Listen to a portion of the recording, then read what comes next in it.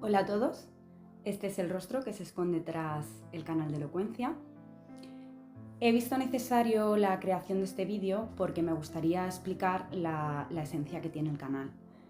Este proyecto de escritura comienza hace 8 años en las que empiezo a atravesar una racha un poco complicada en mi vida. Y me doy cuenta que escribiendo consigo desahogarme y expresar mediante un bolígrafo todo aquello que no sé hacer hablando.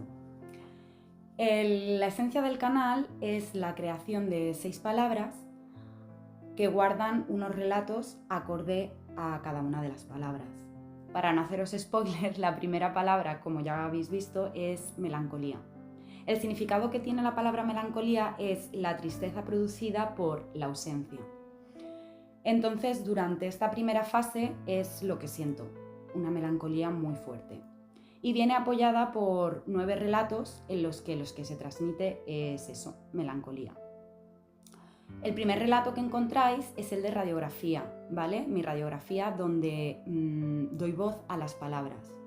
Hago una pequeña introducción de, bueno, de dónde soy, de dónde me siento, de dónde pertenezco y doy a entender un poco mi manera de ver la vida.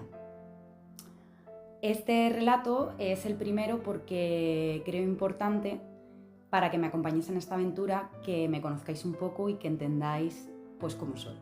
A través, bueno, pues creo que esa palabra es muy bonita, la palabra radiografía, de enseñaros cómo soy por dentro, de desnudarme un poco con vosotros. El segundo texto se llama Eternas Despedidas, se resume en la conexión que nunca muere. En este proceso es cuando yo conozco la muerte. Fallece mi abuelo y seguidamente fallece mi perro. A los 2 años fallece también mi abuela y bueno, creo que es el momento de mi vida en el que empiezo a entender y a darle significado a la palabra melancolía, o sea, esa tristeza producida por la ausencia. Este relato es de los que más os han gustado porque al final creo que es uno de los relatos con los que es más fácil familiarizarse, porque al final yo creo que todo el mundo, por desgracia, en algún momento de su vida está en contacto con la muerte. El tercer relato se llama Fui, todos los bailes que fui concretamente. Este relato viene a explicar un poco la transición en la que me empiezo a convertir, la diferencia de el nacimiento de una nueva Elena. Yo antes era de una manera y bueno, pues las circunstancias de mi vida me hacen cambiarme y convertirme un poco en lo que soy hoy. Soy una persona que le apasiona el baile y que lo ha usado como terapia, pero es verdad que el baile ha ido modificándose y bueno, es como el paso de una adolescencia a una madurez y bueno, creo que lo he intentado transmitir lo mejor que he podido hacerlo. El cuarto relato creo que es el más personal y es uno de los que más me gusta. Se llama Nómada. Con este relato transmito realmente cuál ha sido mi mayor, bueno, no problema, sino mi mayor anhelo, el tener una raíz. Soy hija de militar y bueno, siempre he estado de un lado para otro, que tiene cosas muy buenas, pero también tiene cosas muy malas. Yo no considero que yo tenga un sitio donde volver, yo no tengo una casa de infancia, tengo, es verdad, que gente en muchos sitios, pero ya ese sentimiento del tener a dónde volver no lo tengo.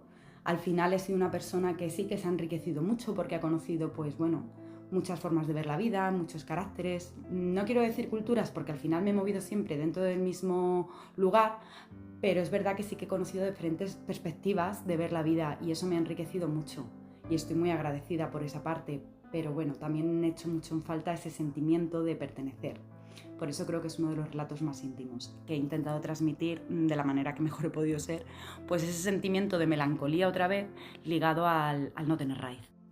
A partir del quinto relato, Grandes Personas, que el cual resumo en pequeños instantes, pero grandes personas para compartirlos, ya se nota una evolución en el que este sentimiento de melancolía ya va menguando y en el que empiezo a agradecer a la vida pues esos pequeños detalles que nunca nos damos cuenta, que muchas veces lo queremos todo a lo grande, lo queremos todo ya, yo por lo menos. Y no nos paramos a ver la belleza de los pequeños instantes y que muchas veces no son las cosas materiales, sino las personas que nos rodean las que nos ayudan a hacernos, pues bueno, pues mucho más fácil el camino, porque al final impedimentos en la vida tenemos todos, desde el que tiene dinero hasta el que no lo tiene, desde el que es muy feliz al que está sumido en la más grande depresión y creo que muchas veces se nos olvida que somos seres sociales, que nos han vendido la imagen de soledad, pero nos necesitamos los unos a los otros. El sexto relato, Golpes que duelen, lecciones que curan. Aquí ya se ve un positivismo de, bueno, pues de aprender a ver las cosas malas de la vida, que al final lo malo es necesario para valorar lo bueno, porque si no hubiese cosas malas yo creo que lo bueno no se valoraría.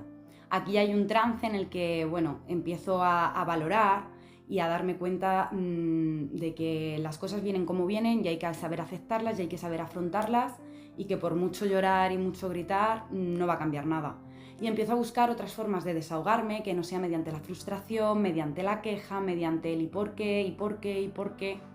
Pero bueno, aún así cuesta, y al final siempre hay momentos de llanto y momentos de no lo entiendo, ¿por qué me pasa esto a mí? Pero es verdad que cada vez duran menos y empiezo pues a agradecer y a decir que todo lo que pasa al final pues te enriquece de una manera u otra. El séptimo relato es muy personal, Cárcel, la tortura que no se ve, que bueno, viene también un poco ligada pues al no tener raíz, a una serie de desencuentros producidos por mi situación personal, y en las que me siento muy encerrada y en la que veo que no tengo salida. Aquí es verdad que llega un momento del relato en el que vuelvo a hundirme, en el que no le veo salida a nada, y en el que, bueno, pues al final con el tiempo y cambiando la perspectiva consigo un poco salir de ese hoyo y conseguir ver un poco más allá, que me ayuda mucho, la verdad, a ser lo que soy hoy en día. En el octavo relato, Devolución, de un daño que no es tuyo, aquí ya empieza una transición de entender que muchas veces también acarreamos o nos hacemos dueños de daños y de cargas que no son nuestras. Me considero una persona con un exceso de empatía sobrenatural, y es una cosa que he tenido que ir amoldando y limando con el tiempo, porque no puedo hacerme las cargas de otras personas mías, porque eso al final a mí me produce un daño. Y bueno, empiezo a, como dice la introducción, Devolución de un daño que no es tuyo, a aprender a separar y a decir: esto tiene solución, esto no tiene solución, hay que devolverlo, porque centrarme en esto no me va a solucionar el problema, es más, me va a acarrear más. Entonces aquí creo que hay un gran avance de madurez, y bueno, y que aquí ya empiezo a comprender un poco de cómo funciona la vida, porque creo que no todo el mundo sabe vivir, yo la primera. Me ha costado mucho aprenderlo, me he frustrado mucho, y bueno, aquí ya voy empezando a ver un poquito más la luz. Y finalmente se ve con el noveno relato, Instrumento, claves para saber vivir, en las que muestro todo lo aprendido durante esta fase de melancolía. Con esto cierro lo que es esta primera palabra, y espero, bueno, que con este vídeo os haya quedado un poco más claro de cómo va el canal. Ya cuando publique la siguiente palabra, al finalizar todos los relatos, volveré a hacer un vídeo enlazado a lo que quiero interpretar con cada relato, al significado de la palabra, y bueno, espero que os guste el proyecto, y nada, que me encantaría que os suscribieseis al canal, y bueno, que cualquier duda me la dejéis por comentarios, acordaros de activar la campanita para estar al día de las subidas de vídeo, y nada, que bienvenidos a esta aventura.